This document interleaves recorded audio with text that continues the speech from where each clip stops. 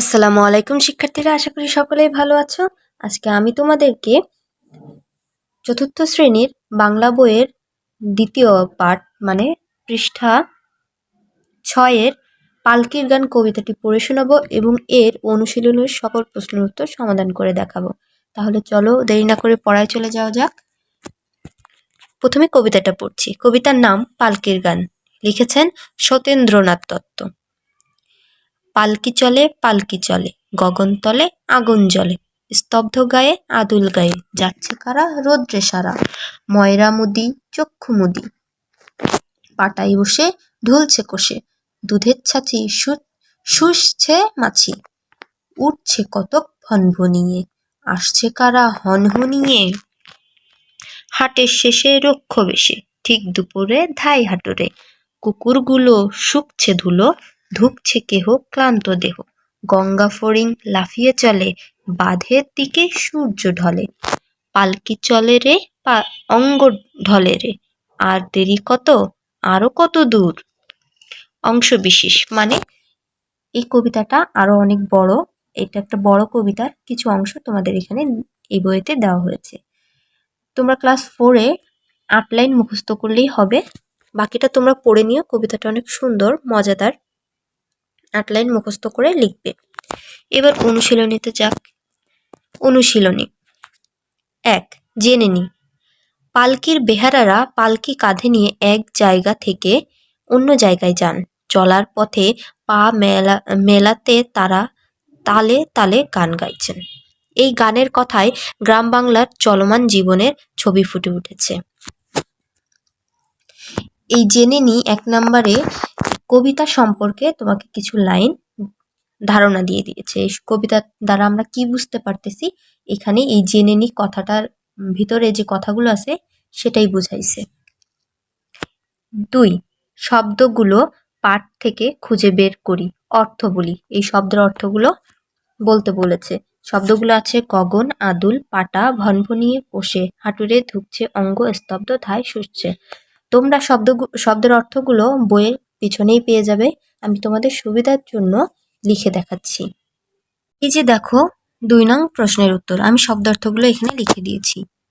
গগন অর্থ আকাশ, আদুল অর্থ খালি গায়ে বা জামা কাপড় ছাড়া, পাটা অর্থ তক্তা, ভনভনিয়ে অর্থ ভন ভন শব্দ করে, কষে অর্থ জোরে, হাঁটুরে জিনিসপত্র বেচা কেনার জন্যে যে হাটে যায়, ধুকছে অর্থ হাঁপাচ্ছে, অঙ্গ অর্থ দেহ শরীরের অংশ, যে কোনো একটা লিখলেই হবে, স্তব্ধ নীরব, ধাই ছোটে, শুষছে তরল পদার্থ টেনে নেওয়া। শব্দার্থগুলো আমি আবার পড়ে শোনাচ্ছি। গগন অর্থ আকাশ, আদুল অর্থ খালি গায়ে বা জামা কাপড় ছাড়া, পাটা অর্থ তক্তা, ভনভনি অর্থ ভন ভন শব্দ করে, কষে অর্থ জোরে, হাঁটুরে অর্থ জিনিসপত্র বেচা কেনার জন্য যে হাটে যায়, ধুকছে অর্থ হাঁপাচ্ছে, অঙ্গ অর্থ দেহ বা শরীরের অংশ, স্তব্ধ অর্থ নীরব, ধাই অর্থ ছোটে, শুষছে অর্থ তরল পদার্থ টেনে নেওয়া। এই যে 2 নাম্বার শেষ। এখন চলো আমরা 3 নঙে চলে যাই। এই যে দেখো 3 নঙে আছে, ঘরের ভিতরের শব্দগুলো খালি জায়গায় বসিয়ে বাক্য তৈরি করি। এখানে কিছু শব্দ দেওয়া আছে, সেই শব্দগুলো দিয়ে খালি ঘরগুলো পূরণ করতে হবে। ক নাম্বার আছে, সকালে পূর্ব ড্যাশ সূর্য ওঠে। খ, শিশুরা বাড়ির উঠানে ড্যাশ গায়ে খেলা করছে। গ, ড্যাশ উপর বসে দোকানদার জিনিস বিক্রি করছেন। ঘ, ড্যাশ মনের আনন্দে মিষ্টি বানাচ্ছেন। হাটের শেষে ড্যাশ বাড়ি ফিরছেন। চ, খোকা ড্যাশ খেতে ভালোবাসে। ছ, ড্যাশ চড়ে বউ নাওয়েরে যান। এখানে নাওয়েরে মানে কিন্তু শ্বশুর বাড়ির কথা বলা হয়েছে। তাহলে চলো এই শূন্যস্থানগুলো পূরণ করে আমরা দেখে নিই। এই যে দেখো আমি শূন্যস্থানগুলো পূরণ করে ফেলেছি। তাহলে চলো তোমাদের পড়ে শোনাই। 3 নং প্রশ্নের উত্তর। ক, সকালে পূর্ব গগনে সূর্য ওঠে। ফাঁকা ঘরে এখানে হবে গগনে। খ, শিশুরা বাড়ির উঠানে ড্যাশ গায়ে খেলা করছে। শিশুরা বাড়ির উঠানে আদুল গায়ে খেলা করছে। গ, ড্যাশ উপর বসে দোকানদার জিনিস বিক্রি করছেন। পাটার উপর বসে দোকানদাররা জিনিস বিক্রি করছেন। ঘ, ময়রা মনের আনন্দে মিষ্টি বানাচ্ছে। হাটের শেষে ড্যাশ বাড়ি ফিরছেন। হাটের শেষে হাঁটুরেরা বাড়ি ফিরছেন। চ, খ, দুধের চাচি খেতে ভালোবাসে। ফাঁকা করা হবে দুধের চাষি। 6 পালকি চড়ে বউ নাউরে যান। 3 নং শেষ। এবার চলো আমরা 4 নং দেখে নিই। দেখো শিক্ষার্থীরা, 4 নংয়ে আছে যুক্ত বর্ণগুলো দেখি। যুক্ত বর্ণ দিয়ে গঠিত শব্দগুলো পড়ি ও লিখি। প্রথমে আছে স্তব্ধ। স্তব্ধ বানানে 2টা যুক্ত বর্ণ আছে, একটা দন্তস্বয়ত, একটা বয়ধ। প্রথমে দন্তস্বয়ত। দন্তস্বয়তকে ভাঙলে হয় দন্ত স যোগ ত। এর দিয়ে শব্দ গঠন হবে ব্যস্ত সস্তা। বয়ধ, ব যোগ ধ। এটা দিয়ে শব্দ গঠন হবে লব্ধ ক্ষুব্ধ। রৌদ্র। রৌদ্র বানানে দয়রফলা যুক্ত বর্ণ আছে। দয়রফলা দিয়ে দয়রফলা ভাঙলে হবে দ যোগ র ফলা।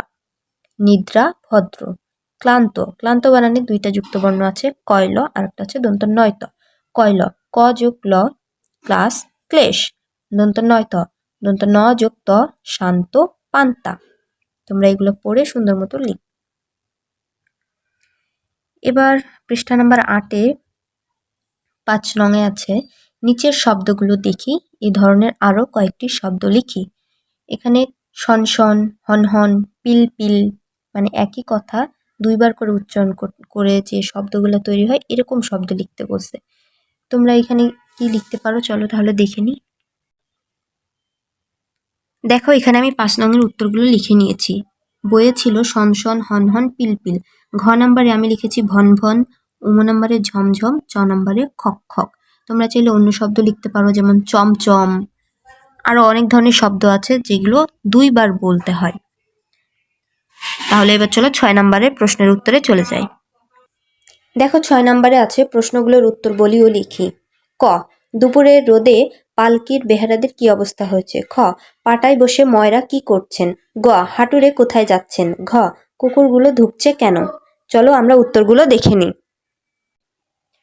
দেখো 6 নং প্রশ্নের উত্তর। ক নাম্বারে ছিল দুপুরের রোদে পালকির বেহারাদের কি অবস্থা হয়েছে। উত্তর দুপুরের তপ্ত রোদের মধ্যে দিয়ে পালকির বেহারারা খালি গায়ে যাচ্ছে। তীব্র রোদ আর কঠোর পরিশ্রমের ফলে তাদের অবস্থা বেশ খারাপ। মনে হচ্ছে তারা যেন ঢলে পড়ে যাবে। আরও যে কত দূর যেতে হবে মনে মনে সে কথাই ভাবছে তারা, বেহারারা। আমি আবার পড়ে শোনাচ্ছি। ক দুপুরের রোদে পালকির বেহারাদের কি অবস্থা হয়েছে। উত্তর দুপুরের তপ্ত রোদের মধ্যে দিয়ে পালকির বেহারারা খালি গায়ে যাচ্ছে। তীব্র রোদ আর কঠোর পরিশ্রমের ফলে তাদের অবস্থা বেশ খারাপ। মনে হচ্ছে তারা যেন ঢলে পড়ে যাবে। আরও যে কত দূর যেতে হবে মনে মনে সেই কথাই ভাবছে বেহারারা। খ পাটায় বসে ময়রা কি করছেন। উত্তর পাটায় বসে ময়রা চোখ বুজে ঝিমুচ্ছেন। গ হাঁটুরে কোথায় যাচ্ছেন। উত্তর হাঁটুরে হাট শেষে বাড়ি যাচ্ছেন। ঘ কুকুরগুলো ধুঁকছে কেন। উত্তর দুপুরের প্রচণ্ড রৌদ্রতাপে কুকুরগুলো ক্লান্ত হয়ে পড়েছে, তাই তারা ধুঁকছে। আমি আবার পড়ে শোনাচ্ছি। খ পাটায় বসে ময়রা কি করছেন। উত্তর পাটায় বসে ময়রা চোখ বুজে ঝিমুচ্ছেন। গ হাঁটুরে কোথায় যাচ্ছেন। উত্তর হাঁটুরে হাট শেষে বাড়ি যাচ্ছেন। ঘ কুকুরগুলো ধুঁকছে কেন। উত্তর দুপুরের প্রচণ্ড রৌদ্রতাপে কুকুরগুলো ক্লান্ত হয়ে পড়েছে, তাই তারা ধুঁকছে। এবার চলো আমরা পরবর্তী কি আছে সেটা দেখি। এই যে প্রশ্নের উত্তরগুলো আমাদের লিখে দেখানো শেষ। এবার 7 নাম্বার আছে বই দেখে ছন্দের তালে তালে কবিতাটি বারবার পড়ি। তোমরা বাসায় কবিতাটি ভালো করে বারবার পড়বে। 8 নংয়ে আছে কবিতাটি না দেখে আবৃত্তি করি, তারপরে না দেখে সেটা আবৃত্তি করে শোনাবে। 9 নাম্বার আছে কর্ম অনুশীলন। পালকির গান কবিতার অনুকরণে আমি একটি ছড়া বা কবিতা লেখার চেষ্টা করি। তোমরা বাসায় একটা কবিতা বা ছড়া লেখার চেষ্টা করবে। নিচে আছে দেখো কবি পরিচিতি, মানে এই কবিতাটা যে কবি লিখেছেন তার সম্পর্কে কিছু কথা এখানে লেখা আছে। কবিতাটি লিখেছিলেন মনে আছে কে? সতেন্দ্রনাথ দত্ত। এখন কবি পরিচিতিটা আমরা পড়ি। কলকাতার কাছে নিমতা গ্রামে 1882 খ্রিস্টাব্দে 11 ফেব্রুয়ারি কবি সতেন্দ্রনাথ দত্ত জন্মগ্রহণ করেন।